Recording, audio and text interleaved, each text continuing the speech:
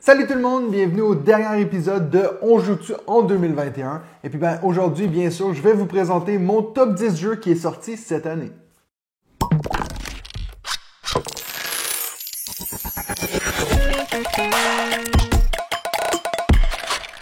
L'année dernière, lors de ma vidéo sur les top 10 jeux de 2020, j'avais commencé en disant que si l'année 2020 avait été un jeu de société, ça serait Monopoly édition raisin sec. Si 2021 était un jeu de société, ça serait Monopoly édition raisin sec, puis la boîte est en feu. Étant donné que cette vidéo est sortie le 29 décembre, j'espère que vous avez pu vous rassembler en petit comité à Noël et puis que vous avez pu voir les gens que vous aimez, les gens qui vous sont chers. Et puis je vais aussi en profiter pour vous souhaiter une bonne année 2022. Espérons que c'est mieux que l'année dernière. J'ai l'impression que je dis ça à chaque année maintenant. Je voulais dédier cette vidéo à ma magnifique gang de supporters Patreon qui m'aident financièrement à créer tout ce contenu que je fais pour la chaîne, les podcasts, les vidéos, tout l'équipement que j'ai dans le studio. Ça m'aide énormément. Si vous pouvez vous permettre en cette fin d'année de donner un petit peu à la chaîne, rendez-vous sur la page Patreon et puis tout ce que vous faites pour contribuer à la chaîne, je vous en remercie. Pour ceux qui suivent régulièrement ma chaîne, vous avez vu que récemment, j'ai fait une vidéo où j'ai revisité mon top 10 de l'année dernière. Il y a quelques jeux qui ont changé de position, il y a des jeux qui ont disparu de cette liste,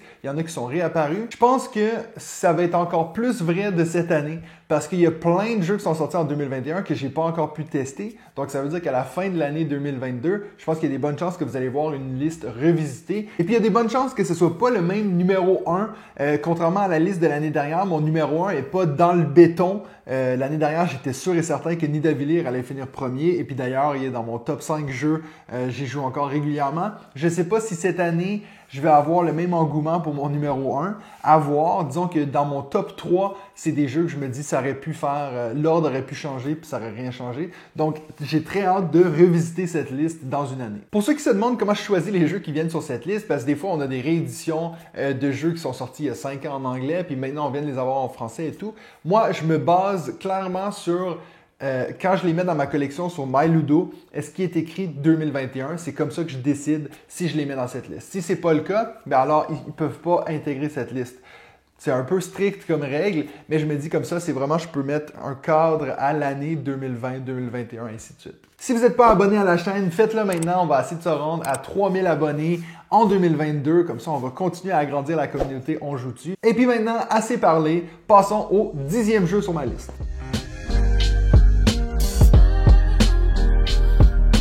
Donc, en 10e position, Seven Wonders Architect, une des grosses sorties ludiques en cette fin d'année. Je pense que d'ailleurs, il y en a plusieurs d'entre vous qui l'ont soit reçu à Noël ou qui l'ont offert à quelqu'un. Mais Seven Wonders Architect, donc de Repose Productions et Antoine Boza, c'est un jeu que j'ai eu la chance de tester sous plusieurs configurations, soit 2, 3, 4, même 7 joueurs. Et puis à chaque fois, tous les joueurs autour de la table ont eu des expériences agréables, que ce soit des gens qui sont des joueurs avancés ou même des plus novices. Ils ont toujours apprécié jouer à Seven Wonders Architect. Et puis je pense que ça s'explique par sa simplicité. C'est souvent ce qu'on lui reproche, justement, qu'il soit trop simple et puis pas assez poussé comme jeu. Mais c'est justement pour cette raison-là que je l'aime et puis que je l'ai mis sur cette liste. Parce que d'avoir un autre Seven Wonders qui fait la même chose que Seven Wonders, j'en ai pas besoin.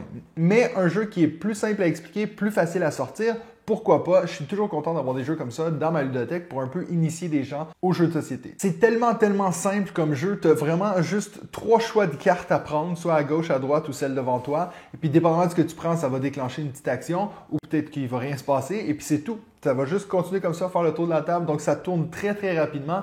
Et puis même si vous avez apprécié, vous pouvez enchaîner avec une deuxième partie sans problème. Vous savez en plus à quel point j'adore un jeu avec une belle thématique qui est bien réfléchie. Ici, vraiment, on a chacun des petits compartiments dans lesquels on va placer notre merveille. Ça veut dire que la mise en place et puis le rangement, c'est hyper facile. Donc, quand je disais que ça peut enchaîner des parties très rapidement, ça contribue à ça aussi. Et puis en plus de ça, les illustrations sont très cool. Le fait de retourner notre merveille quand on l'a construit et puis de la voir, de voir la progression comme ça, c'est quelque chose qui est génial. Et puis franchement, je comprends l'aspect familial. Je me dis ça, tu pourrais jouer avec des enfants de 10 ans. Puis comme je l'ai dit avant, avec ma grand-mère, on pourrait jouer à ce jeu-là. Donc, Seven Wonders Architect en 10e position de ma liste Top 10 2021.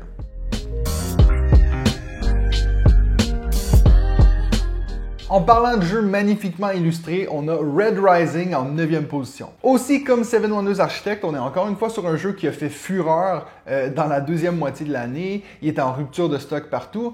Pourquoi? Ben, ça s'explique parce que c'est un jeu Stonemaier Games. Donc, à chaque fois que Jamey Stegmaier il sort un jeu, que ce soit... Donc, pour ceux qui ne connaissent pas, c'est le même créateur que Scythe, Viticulture, Tapestry, donc des jeux comme ça. Donc, c'est sûr qu'il y a toujours un engouement autour de ces sorties. Et puis Red Rising, ça n'a pas été différent. Il est en rupture de stock partout. J'ai réussi à trouver une copie. Et puis j'ai joué pas mal. Je dirais, si j'avais fait cette liste il y a peut-être 2-3 mois, il serait sûrement plus haut sur cette liste. Mais vraiment, en fin d'année, il y a beaucoup de jeux qui l'ont surclassé. Puis j'ai commencé un peu à y trouver de plus en plus de défauts. Il y a des parties où je l'adore, il y a des parties où je le déteste. Et puis je pense vraiment, pour pouvoir se faire une bonne idée de ce jeu-là, comme je l'ai déjà dit dans ma vidéo que j'avais fait sur Red Rising, ça prend à peu près 10 parties. Moi, je dirais, avant de pouvoir vraiment comprendre ce qu'on fait, ce qui se passe autour de la table, il y a tellement de cartes dans ce jeu qui sont toutes uniques. Donc, avant que tu aies vraiment compris toutes les possibilités dans ce jeu, ça prend quelques parties. Pour ceux qui ne connaissent pas le jeu, c'est très simple. En fait, c'est juste un jeu où on va faire des points avec les cartes qui nous restent en main à la fin de la partie. On commence avec 5 cartes. Il y a des bonnes chances que vous allez rester alentour de 5, 6, 7 cartes à la fin de la partie. Et puis donc, pendant la partie, qu'est-ce que vous allez faire? Vous allez simplement essayer d'améliorer le combo de cartes que vous avez dans votre main à votre tour, vous allez prendre une carte, vous allez la jouer et en reprendre une, la placer dans votre main. La carte que vous jouez sur la table, vous allez déployer l'habilité de cette carte-là qui va vous donner des petits bonus. Et puis la carte que vous allez reprendre dans votre main, en prenant cette carte-là à un certain lieu, ça va aussi vous donner un petit bonus. Donc, c'est simplement ça que vous allez faire à votre tour. Vous allez poser une carte, reprendre une carte dans votre jeu. Et puis, quand il y a certaines conditions de victoire qui sont atteintes, alors ça va déclencher la fin de partie. Et vous allez regarder qui a le meilleur combo de cartes dans sa main. Et cette personne-là est le gagnant ou la gagnante. Pour ceux qui ne savaient pas, Red Rising nous vient, la thématique de ce jeu vient de la série de livres Red Rising qui sont écrits par Philip Brown. J'ai lu le premier livre, j'ai presque fini. C'est vrai que quand on lit puis on voit tous ces personnages-là puis on les voit dans le jeu, ça apporte un peu plus d'appréciation au jeu parce que sinon c'est juste tous des personnages qu'on ne connaît pas. Mais on n'est vraiment pas obligé d'avoir lu le livre pour apprécier le jeu. C'est un jeu que j'ai très hâte de voir où il sera dans 2-3 ans. Est-ce que je vais encore l'avoir? Je sais pas. Puis c'est peut-être pour ça qu'il se retrouve en 9e position sur ma liste.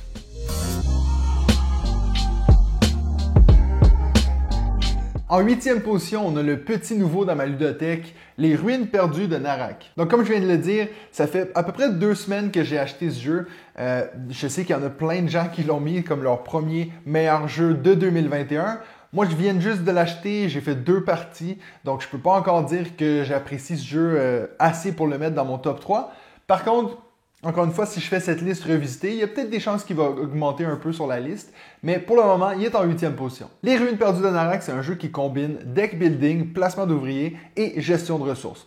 Ça fait quand même beaucoup de mécaniques à gérer en même temps. Et puis, c'est aussi pour ça qu'on a l'impression d'avoir tellement de choses qu'on pourrait faire qui pourraient même sembler intimidants pour certains joueurs. J'ai des fois l'impression avec ces jeux que quand on mélange trop de mécaniques, c'est qu'au final, il n'y en a pas une qui est magnifiquement exploitée. Dans ce jeu-ci, par exemple, je trouve que l'élément de deck building est pas très poussé. À la fin de la partie, on va peut-être avoir ajouté 2-3 cartes à son jeu. C'est pas quelque chose qui va vraiment... Tu vas pas avoir l'impression d'avoir un deck incroyable à la fin de la partie. Encore une fois, ça s'explique peut-être parce que j'ai fait que 2 parties puis j'ai pas encore trop compris le jeu, mais j'ai l'impression qu'on va pas s'acheter énormément de cartes pendant la partie. Par contre, s'il y a une chose que je peux pas reprocher à ce jeu-là, c'est le matériel. C'est tellement beau ce jeu-là quand il est placé sur la table avec toutes les petites ressources qui sont toutes faites de matériel différent, avec toutes les cartes, tous les emplacements. Le plateau de jeu est magnifique. Donc pour ça, franchement, 10 sur 10. J'ai adoré mettre ce jeu-là sur la table. J'avais fait quelques parties sur Board Game Arena, puis on n'a pas cette même effet de wow comme on pourrait avec d'autres jeux. Il y a tellement d'attention portée aux détails dans ce jeu. Juste la forme des tuiles, les gardiens qu'on va placer dessus, on dirait qu'ils ont presque des crocs en bas de la tuile. J'adore tout ce qui a été fait pour ce jeu-là. Et puis, des fois, j'aimerais presque plus aimer jouer à ce jeu, mais comme j'ai dit, peut-être que ça me prend encore quelques parties. Pour le moment, j'ai fait une partie à 2 et une partie à 3. Et puis les 2 fois, j'ai eu beaucoup de plaisir, mais je ne sais pas si je pourrais dire que c'est mon meilleur jeu de l'année. Même dans une année, je ne pense pas qu'il va se ramasser en première position si je revisite cette liste. Mais comme je l'ai dit, il y a peut-être des chances qu'il va augmenter de 2-3 places.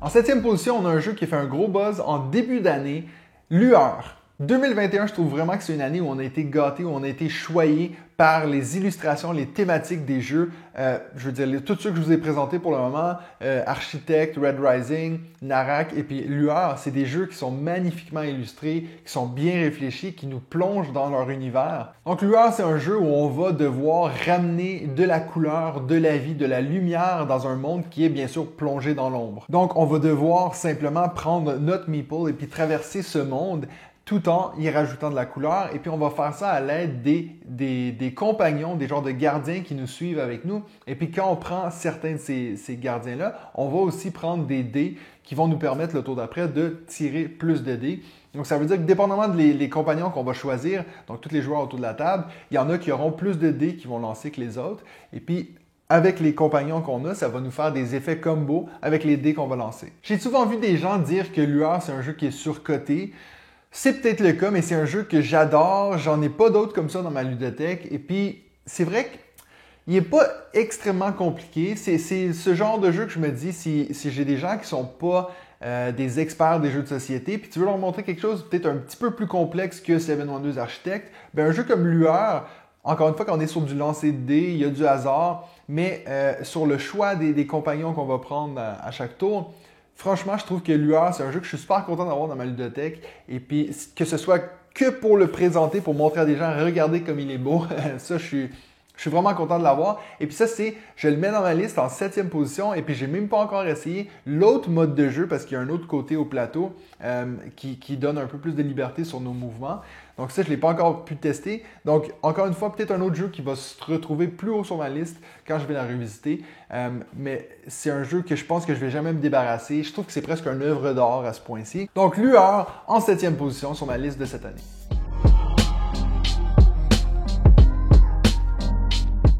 En 6e position, on a le jeu Trickerion. Donc, quand je vous disais en début de vidéo des jeux, comment je fais pour choisir dans les mettre dans cette liste, ben ce jeu-là, c'est un jeu qui est sorti en 2015 en anglais, mais on l'a eu que cette année en français. Donc, c'est pour ça que je l'inclus dans ma liste de 2021. Trickerion, c'est un de mes jeux préférés que j'ai joué cette année. Vous vous demandez peut-être pourquoi il n'est pas plus haut sur cette liste si je dis alors que c'est un de mes jeux préférés. Ben, j'ai joué qu'une seule fois.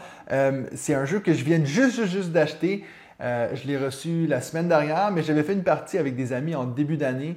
Et puis depuis ce temps-là, j'essayais toujours de trouver une copie. J'ai mis des annonces sur Facebook. Est-ce qu'il y a quelqu'un qui veut me vendre leur jeu? Bien sûr, s'ils l'ont, ce jeu-là, ils ne vont pas vouloir le vendre. Donc je peux vous dire que ça, c'est clairement un jeu qui va être plus haut sur cette liste quand je vais revisiter parce que j'attends juste à pouvoir refaire une partie de ça. Donc Trickerion, c'est un jeu assez expert. Hein?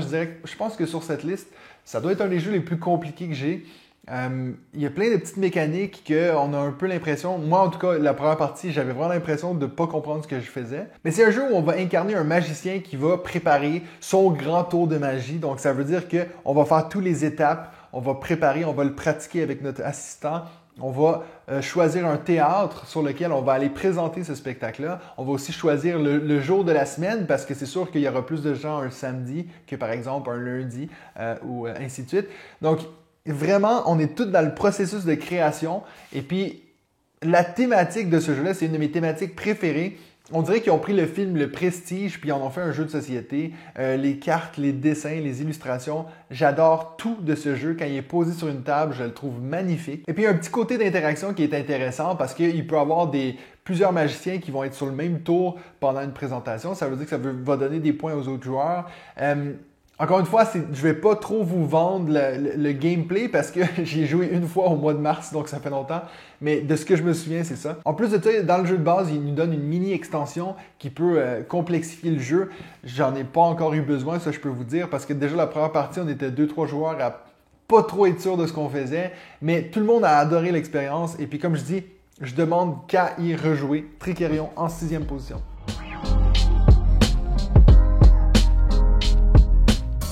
On arrive maintenant dans le top 5 et puis en 5e position, on a le jeu My City. My City, ça aurait tellement pu être un jeu banal, un jeu qui allait un peu nulle part, c'est-à-dire un jeu on place des tuiles, un peu comme Patchwork, mais on y a créé un mode Legacy, donc à chaque partie qu'on va faire, il y a des petits scénarios et puis on va toujours y rajouter une petite mécanique qui va changer notre plateau de jeu, on va ajouter des collants sur notre plateau de jeu qui vont totalement changer le monde dans lequel on est. Il y a à peu près une vingtaine de scénarios dans MyCity, je crois, il me semble. En tout cas, j'ai fait ça au mois de février, donc je suis plus sûr, mais il y a entre 20 et 25 scénarios.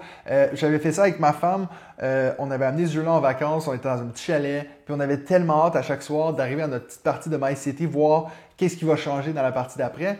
Et puis, pour un jeu Legacy qui, justement, comme j'ai dit, va changer à chaque partie, on n'est pas nécessairement avantagé d'avoir gagné la partie d'avant, c'est-à-dire qu'on ne va pas devenir surpuissant puis éventuellement perdre l'autre joueur. Vraiment, je pense qu'on était assez égal. Je pense que j'avais gagné une ou deux parties de plus qu'elle au final. Ça veut dire que c'est vraiment un jeu qui est équitable. J'avoue que maintenant que j'ai fini le mode Legacy, j'y ai jamais rejoué. Il vous montre une façon que vous pouvez utiliser le jeu pour y rejouer un peu à l'infini comme ça.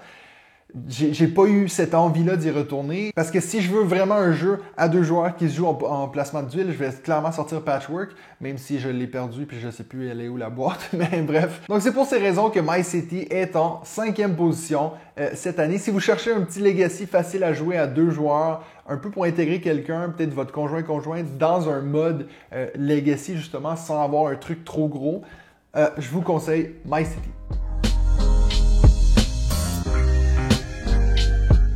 En 4e position, on retrouve Dune Imperium. Je vous avoue maintenant que le top 4, l'ordre aurait pu changer dépendamment du jour où j'ai fait cette vidéo. Tous les autres jeux, c'est clairement, je dirais, le deuxième tiers, la deuxième moitié de ma liste qui vont peut-être disparaître d'ici l'année prochaine.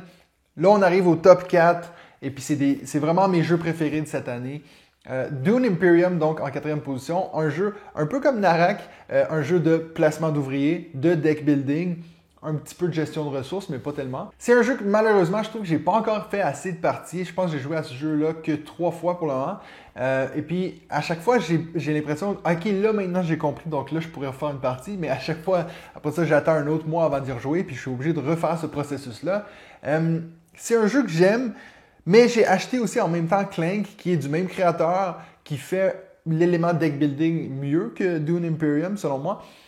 Donc, c'est vrai que je suis plus tenté d'aller vers Clank, malheureusement. Mais Dune Imperium, c'est un jeu que j'aime et puis que j'ai aimé encore plus une fois que j'avais vu le film. Une fois que tu vois tous ces personnages, tu comprends un peu plus leur motivation et tout. Dune Imperium, c'est un excellent jeu et puis juste à en parler maintenant, de un, je me dis j'ai envie de refaire une partie, puis de deux, je me dis il aurait peut-être dû être plus haut sur cette liste. Mais ça montre à quel point je suis un peu confus cette année comparé à l'année dernière. Mais Dune Imperium, c'est un excellent jeu. La seule raison que je ne le mets pas plus haut sur cette liste, et puis ça, c'est complètement personnel, mais je trouve que la direction artistique est pas top, est pas super. Pourtant, la boîte est cool, j'aime bien l'exposer comme ça, mais le plateau de jeu, je le trouve tellement pas beau. Tu sais, quand on compare avec un jeu comme Narak, justement, si on avait le même genre de plateau, la même attention aux détails, clairement, il serait sûrement mon meilleur jeu de l'année. Mais pour moi, quelqu'un qui regarde énormément la thématique et puis le matériel dans un jeu, ça l'a descendu un peu de une ou deux coches. J'ai vu d'ailleurs que les créateurs du jeu sont en train de sortir une boîte pour un peu upgrader le jeu de base, un peu le déluxifier. Mais moi, je suis pas très fan de quand les compagnies font ça. Ok, c'est cool si vous aimez le jeu puis vous voulez le rendre plus beau. Mais pour moi, c'est un peu votre devoir en tant que créateur de jeu de faire un jeu qui arrive, qui est complet et puis qui n'a pas besoin justement d'être déluxifié. Mais bon, ça c'est mon opinion personnelle. Dune Imperium, excellent jeu, 4e position.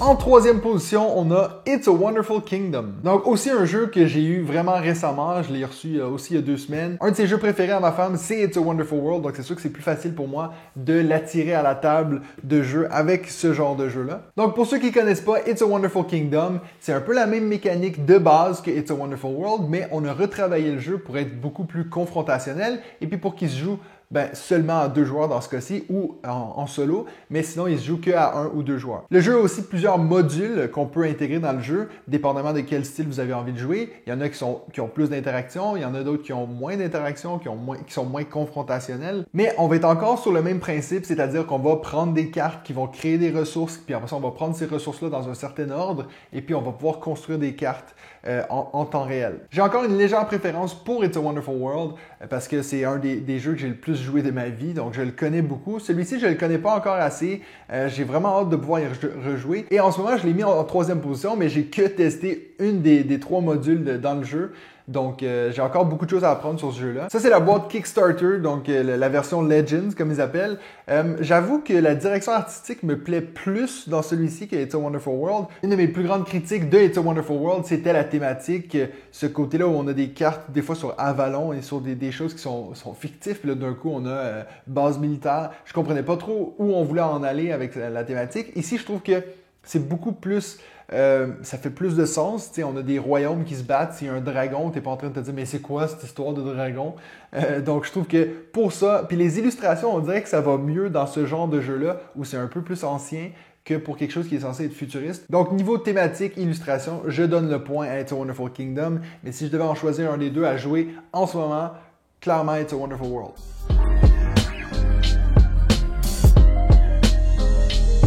En deuxième position pour l'année 2021, Welcome to the Moon. Donc Welcome to the Moon, un jeu encore une fois qui est sorti dans la deuxième moitié de l'année, le troisième dans la série des Welcome to, après le Welcome to Your Perfect Home, Welcome to New Las Vegas et puis maintenant Welcome to the Moon. De loin, le meilleur de la série. C'est un excellent jeu de flip and write. Franchement, il est vite sauté en haut de ma liste de meilleurs flip and write, roll and write. Ce jeu-là, c'est pratiquement 8 jeux en un. Pour ceux qui connaissent le jeu de base Welcome to, qui a été un gros succès, un grand hit, imaginez la carte donc, de votre village. Imaginez qu'il y en a 8 dans le jeu et puis que les 8 se jouent de façon différente. C'est ça qu'on retrouve dans la boîte de Welcome to the Moon. Si ça avait juste été de ça, il serait sur ma liste top 10, mais en plus de ça, on a un mode campagne qui peut se jouer à plusieurs où on va devoir prendre des décisions sur ce qu'on a envie de faire. Et puis, c'est pas quelque chose qui est legacy, ça veut dire qu'on va pas être en train de déchirer des cartes ou quoi que ce soit. On pourrait refaire une autre campagne et puis prendre des choix différents. Et puis, il y a du texte, c'est un peu narratif. Donc déjà, t'es pas content, t'en veux plus? Ben, il y en a encore plus parce que le mode solo, ils ont créé un automa qui fait du sens. T'as vraiment l'impression de jouer contre un autre joueur. Tu es vraiment en train de te dire, si je fais ce choix-là, ça va améliorer l'autre joueur, mon adversaire, donc je ne dois pas faire ça. Ça te force vraiment à prendre des décisions. Un des meilleurs modes solo, encore une fois, je ne suis pas un expert en solo, je vous le dis souvent, mais celui-ci, je l'ai tout fait en solo et puis j'ai adoré l'expérience. J'avais vraiment l'impression de devoir décider et de faire des choix difficiles. Pourtant, je jouais contre personne. Donc voilà, je ne sais pas quoi en dire sans spoiler ce qui se passe, mais je peux déjà vous dire, parce que la première carte, le premier scénario, c'est celui qu'on voit un peu dans les publicités, si vous avez vu des vidéos qui vous expliquent le jeu. Donc, on a cette fusée qui part pour la Lune, et puis on va devoir, c'est un peu une course, le premier qui décolle avec. Donc, encore une fois, il n'y a aucune des autres cartes qui sont en thème de course, mais celle-ci, elle l'est. Donc, vous voyez, encore une fois, on a eu vraiment 8 modes de jeu en un. Donc, je ne sais pas quoi dire sur ce jeu qui n'a pas déjà été dit. C'est un excellent jeu, un de mes meilleurs flip and write, roll and write. J'ai joué à ce jeu-là, comme j'ai dit, à 1, à 2. Même on a fait une partie à 6. Tout le monde a adoré ce jeu-là. Je vous en supplie, essayez Welcome to the Moon. Allez l'acheter, faites ce que vous voulez. Mais redites-moi dans les commentaires ce que vous en pensez.